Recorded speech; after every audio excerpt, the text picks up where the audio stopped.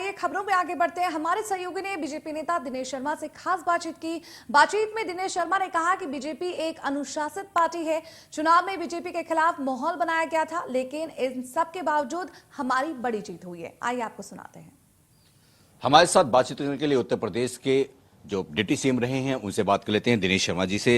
Sir, सबसे बड़ी बात जिस हिसाब से उत्तर प्रदेश में बहुत कुछ बातें हुई, तमाम दावे भी किए गए, तमाम ये भी कहा गया किसान विरोधियों को बहुत नुकसान होगा किसान के साथ जो आपने किया, और तमाम जो मुस्लिम हैं उन पे भी प्रचार भ्रामक रूप से फैलाया गया। लेकिन इस तमाम एंटी कन्वेंसी के बाद भी आप लोग ने जो जीत हासिल की, जो आंकड़े थे, क्योंकि जाटों का भी ये कहा जा रहा था कि जाटों में भी आप लोगों में भी विघटन हो चुका है, इसलिए पूर्वांचल में सीटें कम आई, आपका वेस्टर्न जोन में सीटें कम आएंगी, लेकिन उसके बावजूद भी सीटों का बढ़ना, ये जादू कहां से था और किस चीज का जादू था ये?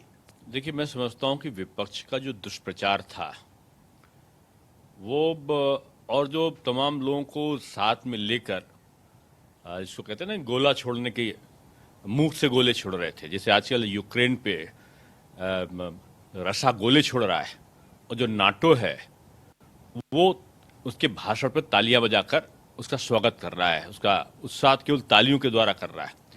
वैसे ही जो विपक्ष के हमारे नेता हैं उनकी कुछ सहयोगी दल मिल गए थे नाटो देशों के तरीके से, जो उनका अपने शब्द बाण से उनका स्वागत कर रहे थे और बैकडोर से ताली बजाकर ये तय कर रहा है कि बिल्कुल सब कुछ यही जीत लेंगे, जैसे ना यूक्रेन रशिया से जीत लेगा।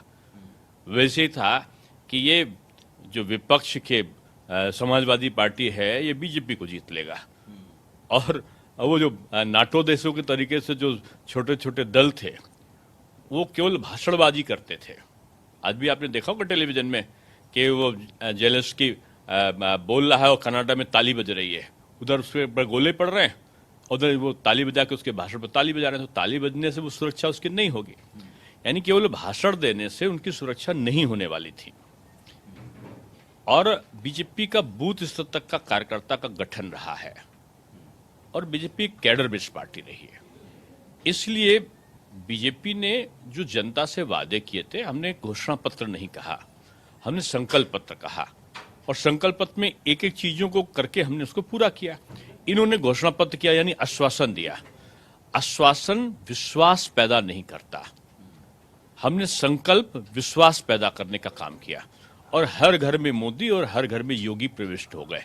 आपके सहयोगी स्वामी प्रसाद मौर्य और उनकी बेटी संगीता ने भी बिगुल बजा दिया था, तो ऐसे में अब उन लोगों का भविष्य क्या होने वाला, खासकर संगीता की बात करें जो कि सांसद भी हैं, उनका भविष्य क्या होने वाला है? नहीं, देखिए, व्यक्ति का भविष्य का निर्धारण करने वाला वो स्वयं। पार्टी में आपके सांसद भी है बतौर, तो क्या उनका रहेगा? हमारी पार्टी क्या एक्शन होगा पार्टी में? जब पार्टी के साथ मिलकर जो भी काम करेगा उसको हम बगैर भेदभाव के उसका हम उत्साहन करते। पार्टी के अनुशासन की सीमा को कोई अगर लांघता, कोई भी हो, तब उसके बारे में विचार होता है। तो मैं समझता हूँ ये हमारे पार्टी की बैठकों में भी सांसद के रूप में आई हैं, और कोई भी इस प्रकार की भी कोई चर्चा आई नहीं है।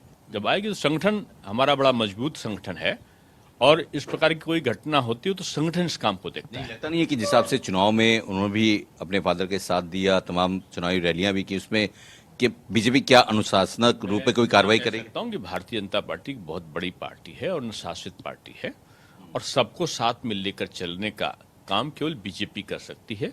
सभी जाति और धर्म के लोग बीजेपी के अच्छे कार्यकर्ता के रूप में काम कर सकें, इसकी हम पूरी कोशिश करते हैं।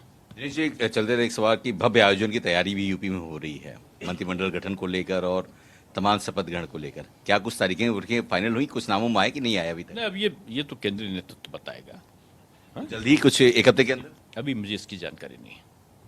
तो साफ तौर पर है कि दिनेश शर्मा जी ने बताया कि जिस हिसाब से स्वामी प्रसाद मौर्य और उनकी बेटी ने इस विधानसभा चुनाव में जो बातें की हैं, अब पार्टी उस पर क्या विचार करती है देखने वाली बात है। लेकिन ऐसे लोग जो लोग विपरीत बातें बीजेपी में नहीं की हैं, उनका पूरी तरह से बीजेपी स्वागत करती नजर आएगी, जैसा कि दिनेश शर्मा जी ने बताया। कैमरामैन अवधेश चौरासिया के साथ अजीत श्रीवास्तव, इंडिया न्यूज।